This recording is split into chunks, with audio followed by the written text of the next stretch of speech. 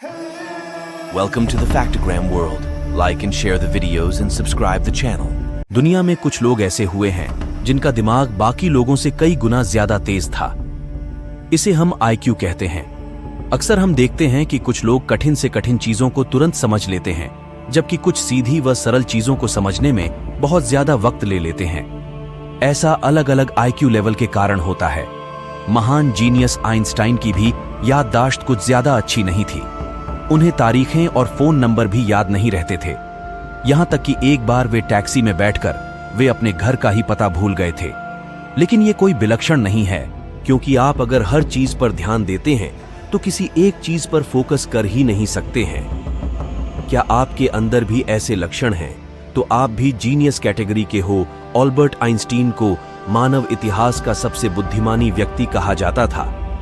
उन्होंने 20वीं सदी के प्रारंभिक समय में विज्ञान जगत में अपनी एक अलग पहचान बनाई और आज भी उनका नाम विज्ञान के क्षेत्र में बड़े सम्मान के साथ लिया जाता है। ये तो सभी को पता है कि इन्होंने कई खोज की जिनके आधार पर समय, अंतरिक्ष और गुरुत्वाकर्षण के सिद्धांत दिए। कहा जाता है जब वे बाहर निकलते थे तो सड़क पर ही लोग उनसे उनके सिद्धांतों के बारे में पूछना शुरू कर देते थे। इससे परेशान होकर उन्होंने एक रास्ता निकाला। जब भी कोई उनसे पूछता कि आप वही हैं तो वे नाकार जाते। वे हमेशा कहते थे कि मेरे अंदर जिज्ञासा कूट कूट कर भरी है। अल्बर्ट आइंस्टीन बचपन में इतने बुद्धिमान नहीं थे। पढ़ाई में उनके कमजोर प्रदर्शन ने उन्हें मंदबुद्धि का टैग दे दिया। जब उनका जन्म हुआ था तो वे सामान्य बच्चे से काफी अलग थे। उनके सिर का आकार काफी बड़ा था, जो उन्हें सारे बच्चों से अलग करता था। 4 वर्ष की उम्र में उन्होंने बोलना शुरू किया। न वो बच्चों के साथ खेलते थे और न ही उनके साथ रहते थे। अपनी अलग दुनिया में खोए रहते थे। इस दुनिया में विचार का एक ऐसा संगम था जिसमें पेड़ पौधे और ब्रह्मांड की बातें छिपी थीं। मात्र 5 साल की उम्र से ही उनके अंदर विज्ञान के प्रति रुचि दिखने लगी थी। उनके अंदर बहुत सारे प्रश्न चलते थे। उनके पिता ने उन्हें एक मैग्नेटिक कंपास लाकर दिया था, जिसकी सुई हमेशा उत्तर की ओर रुकती थी। वे सोचते थे कि ऐसा आखिर क्यों होता है।